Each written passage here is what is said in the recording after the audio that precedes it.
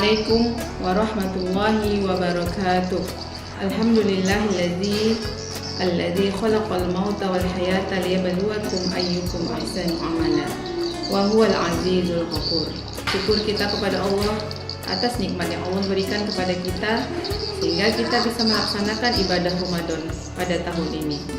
Semoga Ramadan tahun ini adalah Ramadan kita yang terbaik dari tahun-tahun sebelumnya.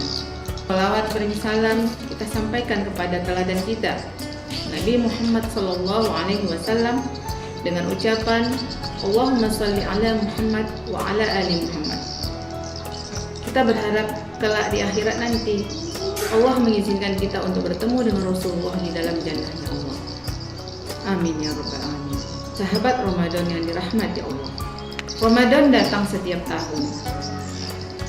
Sampai sebagian kita merasa ini hanyalah sekedar rutinitas saja.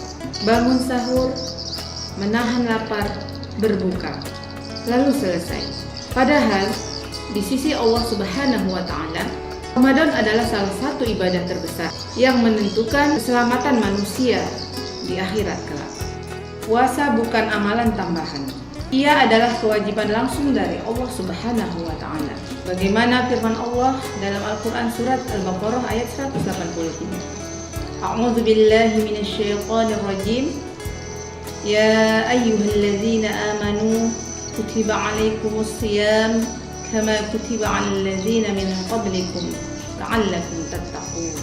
Diwajibkan artinya meninggalkan puasa tanpa alasan bukanlah perkara yang ringan, tetapi adalah dosa yang besar. Rasulullah SAW pernah menceritakan sebuah mimpi yang sangat mengerikan. Rasulullah melihat sekelompok orang digantung terbalik. Mulut mereka robek, darah mengalir deras. Rasulullah bertanya kepada malaikat, "Wahai malaikat, siapakah mereka?" Malaikat menjawab, "Mereka adalah orang-orang yang membatalkan puasa sebelum waktunya. Mereka meremehkan puasa." Hadis riwayat An-Nasa'i.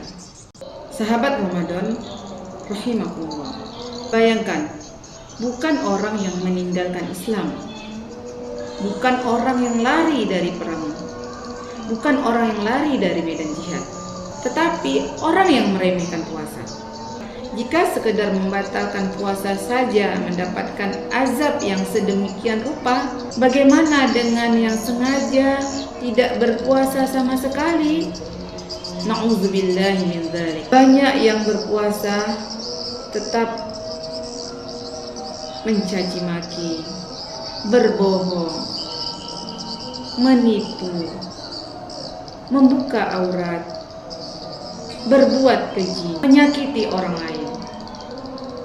Rasulullah SAW bersabda, "Barang siapa tidak meninggalkan perkataan dusta dan perbuatan buruk, maka Allah tidak butuh ia meninggalkan makan dan minumnya." Hadis riwayat Bukhari. Artinya apa? Puasa bukan hanya lapar fisik, tetapi latihan membersihkan diri, latihan menyucikan jiwa.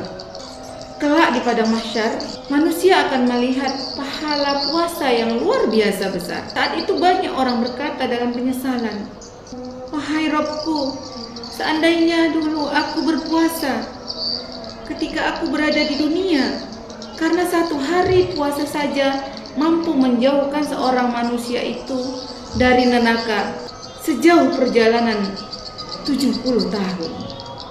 Masya Allah. Namun kesempatan itu hanya ada di dunia. Bagi orang yang menjaga puasanya dengan iman, maka pahalanya dilipat gandakan, doanya mustajab, dosa-dosanya diampuni, mendapat syafaat puasa, masuk surga melalui pintu Ar-Rayyan, pintu yang tidak akan dimasuki oleh siapapun kecuali orang-orang yang berpuasa. Sahabat Ramadan, ada yang tahu Ramadan tahun ini mungkin adalah Ramadan terakhir kita, adalah puasa terakhir kita, adalah kesempatan taubat terakhir kita. Banyak orang yang tahun lalu berpuasa bersama kita, hari ini mereka sudah berada di alam kubur.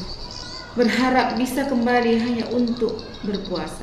Bagaimana caranya agar kita tidak termasuk orang-orang yang meremehkan puasa?